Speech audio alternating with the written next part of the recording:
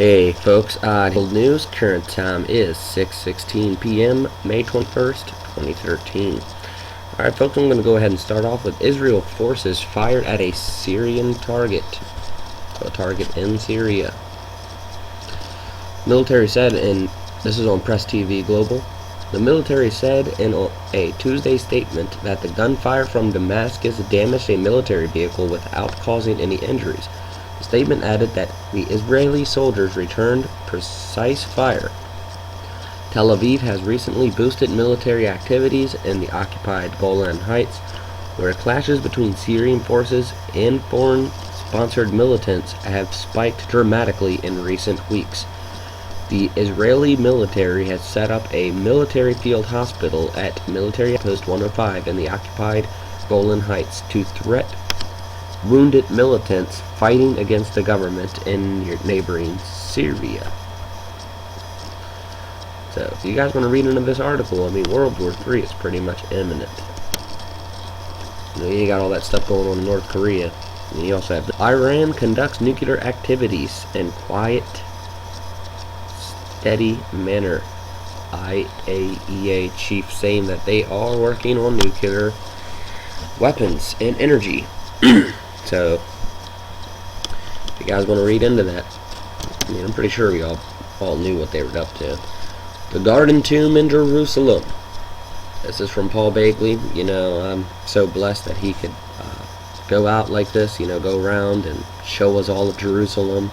This is the tomb where Jesus died and rose out of. He has 2 different videos on it. If you guys want to check into it, you know, very, very interesting stuff as he goes around Jerusalem. You know, we can't be there, so it's nice of him to do that and take pictures for us all so we can see it. Also on Dutch Sense's channel, crowdfunding help needed Jim Lee's new social media tech project. If you guys want to look into this, they really need the help. But they're coming up with a type of channel type thing, or like a website where you can post your news and all this other stuff, different sections, all that good stuff. You know, tattoo 1009's on there, you know, a lot of different people. So, you know, definitely interesting stuff if you guys want to look into it. You know, Dutch Sense is always has great information, like from yesterday, or earlier today, I should say, about 8 hours. All of these, you know, Scalar Squares and HAARP rings, outbreaks all across the Midwest. He showed them yesterday too. Okay, so you need to keep an eye out on that. I'll get into weather here in a minute. But mass fish die-off. Hundreds of fish found mysteriously dead in Canalside, Buffalo, New York. You know what the scientists said? It's natural causes. Yeah, BS. Also, fire in the sky. Meteor captured over volcano in Indonesia. This is from Andrew Heath. Uploaded this today. Very, very interesting stuff there. That's a beautiful picture too, by the way. You know, the Milky Way and that, and it's over top volcano. Just gorgeous pic. Also, major world telescopes are turning to Ison. You guys have to read this article or watch this video. I mean, BP Earthwatch always does great pieces. So there you go, folks. A comet supposedly that was like 2 moons. So, I mean, if you guys want to look into this article or this video, very interesting stuff from him. Also, this video I made last night. If you guys are interested and have not watched it yet, there's 2 new asteroids that were discovered, KT1 and KS1. Alright, now, I have a theory that there's a weird connection between these and an old comet. Okay, because they're saying that 1998 QE2 is an old comet. Or this is all just part of the celestial bombardment. Okay, let's also talk about KA13 and how it came in late May 17th through the 18th, and we had all those fireball reports over the US, you know, and then all of these other objects. When, you know, EC and ET came in, we had fireball reports back in early March, and then the moon was hit. Then DA-14, when it came in on a close approach, we had a whole bunch of fireballs. You know, it's like they're coming in clusters. Now, they just recently discovered 5 of this K class and 1 J class, all within the past, you know, few weeks or a week or so. So we need to pay attention to these because they're finding a whole bunch of new ones.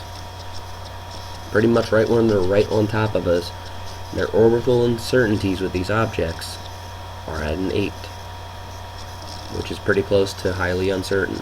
9 would be highly uncertain. So if you guys want to watch that video. Also on AMS, right now they're currently investigating 26 fireball reports, a lot of them from last night. And as you can see here, there was 168 reports on May 18th. It's a lot of reports. You know, so if you guys want to look into this too, a lot of fireball reports still coming in, folks. Also, lunar meteor hunters blog spotted Australia also seeing some now. If you guys want to look into this, talking about the near-Earth objects that are coming in. Now, LASCO C2 images. This right here is the most current. Looks like the sun might be up to something on this one anvil here, so we'll keep our eyes out on it. It's been like that pretty much all day yesterday and today. Let's go ahead and take a look at this. So, very light C, so not a lot of activity, I guess, because that sunspot's coming in. But keep our eyes out on it. Also, cosmic ray density, still showing some pitch angle disturbances. Cosmic ray density seems to be stabilizing.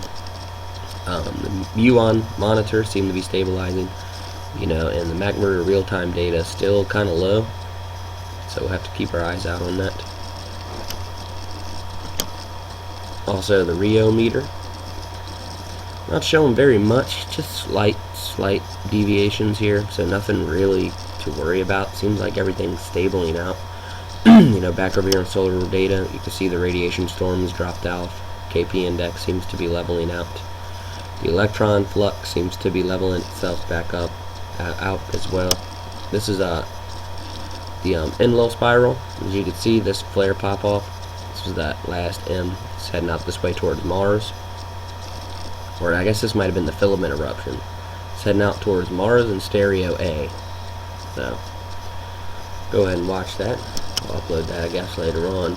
Also on the Weather Channel, right now they are currently showing severe thunderstorm warnings over here around Vermont, Massachusetts, New York. Also up through here.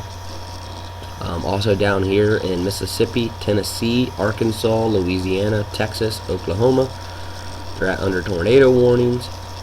You know, and that's all pushing east. Also here, severe thunderstorm warning for Tennessee, Kentucky, moving east towards Virginia, parts of West Virginia, and North Carolina and South Carolina. Also a lot of storms down here through Florida and Georgia as well. So keep our eyes out on that, because more huge tornadoes are possible with this low pressure system, with the cold dry air mixing in with the warm moist air.